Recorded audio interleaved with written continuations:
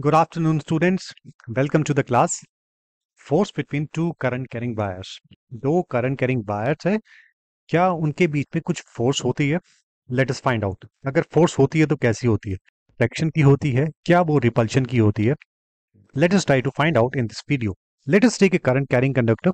एक सीधा मैंने वायर ले ली जिसके अंदर करंट I1 फ्लो कर रहा है कुछ इस तरीके से. It's going in the upward direction, नीचे से ऊपर की तरफ कुछ इस तरीके से जा रहा है. ये ग्रीन कलर की मेरी स्ट्रेट करंट कैरिंग वायर है.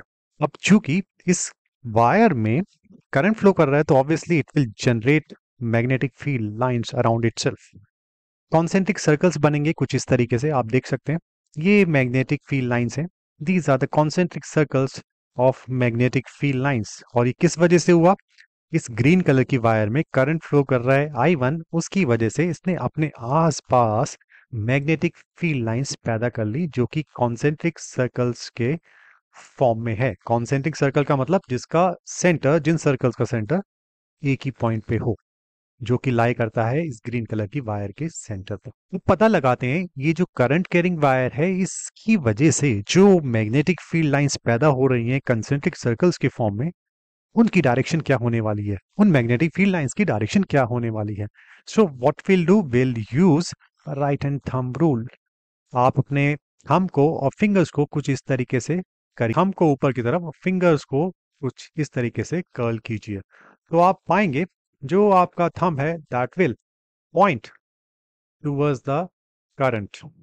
थंब आपका करंट की डायरेक्शन को शो कर रहा है.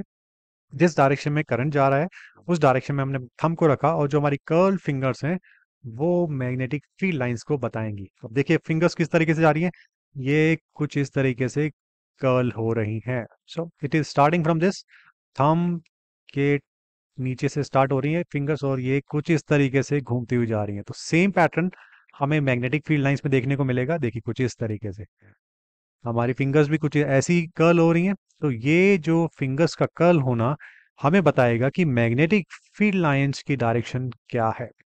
तो इस तरीके से we can find out the direction of magnetic field lines.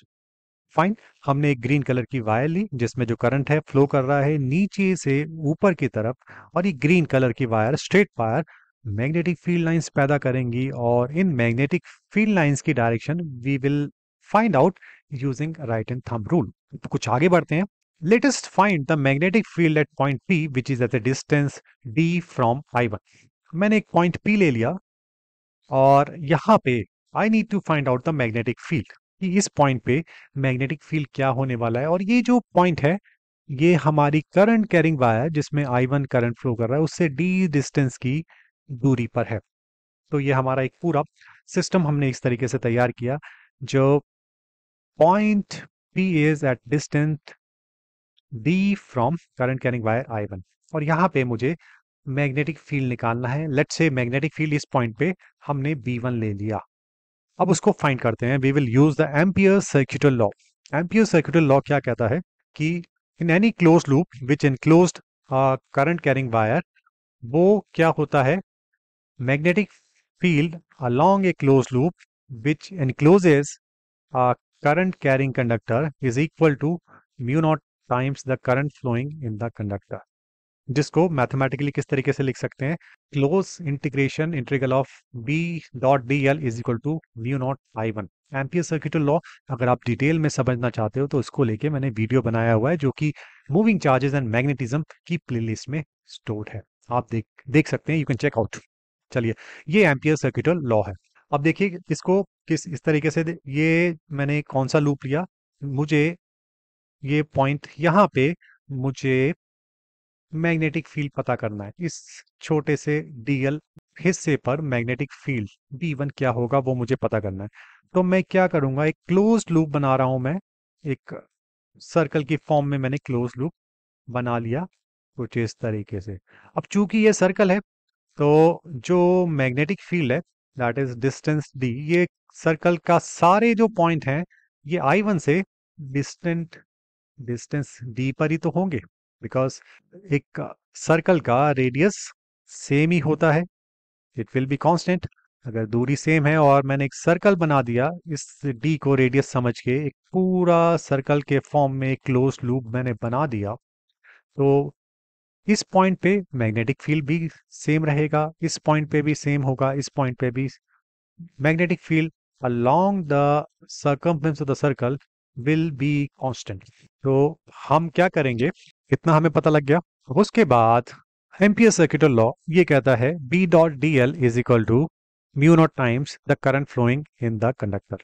और ये जो मैंने क्लोज्ड लूप बनाया है, ये क्लोज्ड लूप इस करंट कैरिंग वायर को एनक्लोज कर रहा है, पूरा क्लोज लूप है और ये करंट कैरिंग वायर को एनक्लोज कर रहा है। तो एम्पियर सर्किट लॉ हम यहाँ पे लगा सकते हैं, और ampere circuit law B dot D L is equal to mu naught times the current flowing in the conductor, that is ये ग्रीन वायर में।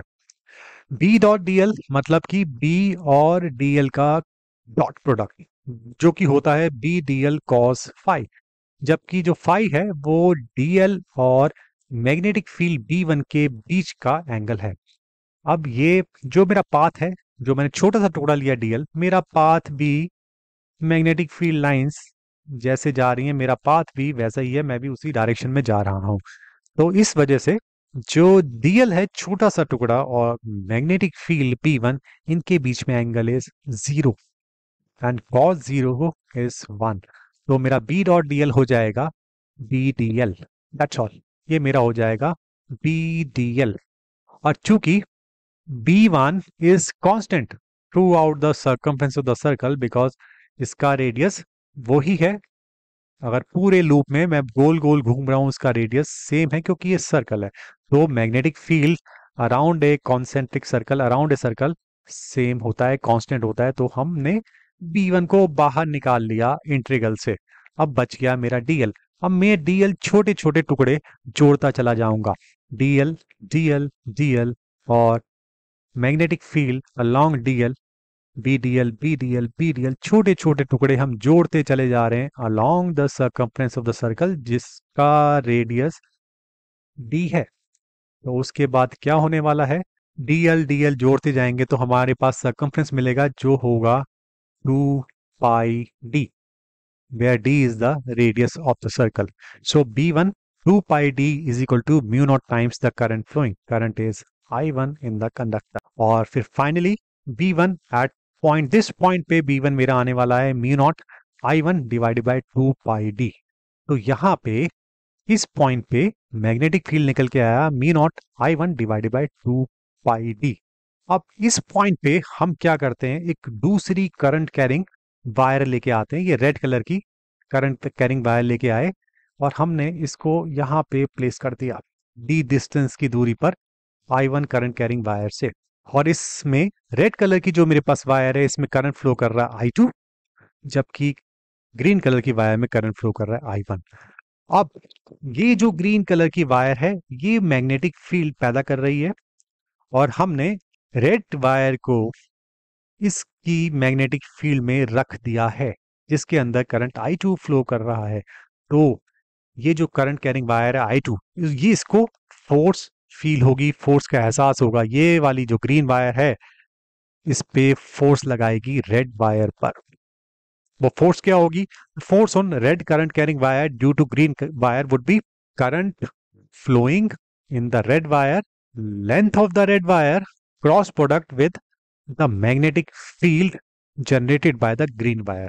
अब ये जो रेड वायर है ग्रीन वायर की मैग्नेटिक फील्ड में रखी हुई है, तो उस मैग्नेटिक फील्ड की वजह से इस रेड वायर पर एक फोर्स इसको एहसास होगा, और फोर्स का मैग्नीट्यूड क्या होगा, रेड वायर में कितना करंट फ्लो कर रहा है, रेड वायर की लेंथ कितनी है जो कि हमने एल ले ली, और रेड वायर किस मैग्नेटिक फील्ड पे रखी है जिसका मैग्नीट्यूड है B1, और ये मैग्नेटिक फील्ड I1 ने जनरेट किया है।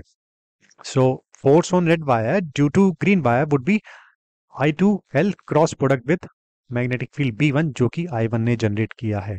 और L जो कि हम L एक वेक्टर है जो हम नीचे से ऊपर की तरफ ले रहे हैं, फ्रॉम डाउन टू अप, नीचे से ऊपर की तरफ जा रहे हैं। सो L जो है, L की डायरेक्शन नीचे से ऊपर है, और ये जो मैग्नेटिक फील्ड है इसकी डायरेक्शन आप देख सकते हैं टेंजेंशियल, इस कॉन्सेंट्रिक सर्कल के टेंजेंशियल है जो कि 90 डिग्री बना रही है I2 करंट कैरिंग वायर की लेंथ के साथ 90 डिग्री बना रही है।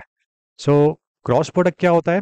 L cross B1 is equal to LB1 sine phi. Phi इनके बीच में एंगल है, करंट कैरिंग वायर I2 जिसकी लेंथ L है और B1 के बीच में एंगल 90 डिग्री है और साइन 91 होता है। तो force on red current carrying wire due to green wire हो जाएगी I2 current in the red wire L length of the red wire multiplied by B1 magnetic field generated by the green wire. So ये force हो जाएगी। और B1 क्या है? अभी हमने B1 निकाला using ampere circuital law which is mu naught I1 divided by 2 pi d। और जी डी क्या है? डिस्टेंस है I1 और I2 के बीच में। सो फाइनली मैग्नीट्यूड क्या होगा? मैं B1 की वैल्यू इधर पुट कर दूंगा तो मेरा मैग्नीट्यूड आ जाएगा force on red wire due to green wire I2L mu naught I1 divided by 2 pi d। अब एक चीज सोचने वाली है, आपने मैग्नीट्यूड निकाली, चलिए पहले डायरेक्शन भी निकालते हैं। अब इस फोर्स का हमने मैग्नीट्यूड निकाल लिया, जो ग्रीन वायर है इस पे फोर्स लगा रही है रेड वायर पर, और ये फोर्स का मैग्नीट्यूड आपने निकाल लिया। लेकिन मैग्नीट्यूड फोर्स वेक्टर क्वांटिटी है, मैग्नीट्यूड तो आपने निकाल लिया, इसकी डायरेक्शन भी हमें पता होनी चाहिए। तो उसकी डायरेक्शन हम किस तरीके से निकालेंगे? उसके लिए हम क्रॉस प्रोडक्ट लेंगे रेड वायर की जो लेंथ है और मैग्नेटिक फील्ड उसके बीच में। रेड वायर की जो लेंथ है दैट इज वो वेक्टर है और उसकी डायरेक्शन है कुछ ऊपर की तरफ ऐसे जा रही है, और magnetic field is also vector quantity, उसकी डायरेक्शन टेंजेंशियल है। तो इन दोनों के बीच में एंगल 90 डिग्री है। अगर हम इसका क्रॉस प्रोडक्ट लेते हैं using right hand thumb rule, आप I2 से L से I2 जो जिसकी लेंथ L है, L से हम B1 की तरफ आ रहे हैं कुछ इस तरीके से। आप देखिए जो आपकी कर्ल फिंगर्स हैं वो क्रॉस प्रोडक्ट बता रही है आप कहां से कहां की तरफ जा रहे हैं। I2 से you are going towards B1, I2 से you are going towards B1, और जो थंब है वो आपका बता देगा उस फोर्स की डायरेक्शन। मतलब कि I1 रेड वायर को अपनी तरफ खींच रहा है कुछ इस तरीके से। So direction of the force is towards green wire. Green wire red wire को अपनी तरफ खींचेगी। कब खींचेगी? जब दोनों में करंट सेम डायरेक्शन में होगा तो ग्रीन वायर रेड वायर को अपनी तरफ खींचेगी। सिमिलरली रेड वायर में भी करंट है तो वो भी अपना मैग्नेटिक फील्ड पैदा करेगी, वो भी ग्रीन वायर को अपनी तरफ खींचेगी विद द सेम फोर्स। तो अगर हमने दो करंट कैरिंग वायर जिनमें सेम डायरेक्शन में करंट है पास में रख दिया तो अपने आप को एक दूसरे की तरफ खींचेंगी with the same force. Same force से वो खींचेंगी, उस दोनों फोर्सेस का मैग्नीट्यूड सेम होगा, डायरेक्शन ऑपोजिट होगी। जबकि दूसरी तरफ ये पाया गया अगर हमने वायर्स की जो करंट फ्लो कर रहा है उसकी डायरेक्शन को ऑपोजिट कर दिया तो वो एक दूसरे को रिपेल करेंगी विद द सेम फोर्स जो कि अभी हमने निकाली। I2 I1 इंटू लेंथ, हमने दोनों वायर्स की लेंथ को अगर हम सेम ले लें, L ले लें, I1 I2 L mu naught divided by 2 pi d। d is the distance between initial distance between the two wires। तो एक वायर दूसरे को अपनी तरफ खींचेगी, दूसरी वायर पहली को अपनी तरफ खींचेगी with the same force but in the opposite direction. अगर दोनों वायर्स में करंट सेम डायरेक्शन में है तो ये दोनों वायर्स एक दूसरे को अट्रैक्ट करेंगी। अगर दोनों वायर्स में करंट ऑपोजिट डायरेक्शन में, एक में ऊपर की तरफ जा रहा है एक में नीचे की तरफ जा रहा है, तो दोनों वायर्स एक दूसरे को सेम फोर्स से रिपेल करेंगी ऑपोजिट डायरेक्शन में। So this is how we find out that when two current carrying wires are placed parallel to each other separated by distance d, and when the current flowing in the same direction, then the wires will attract each other and the force of attraction will be the same but in the opposite direction. Similarly, when two current carrying wires are placed parallel to each other but the current is flowing in the opposite direction, the two wires will repel each other with the same force but in the opposite direction. So I hope you got my point. Thank you for watching the video. See you in the next video. Thank you.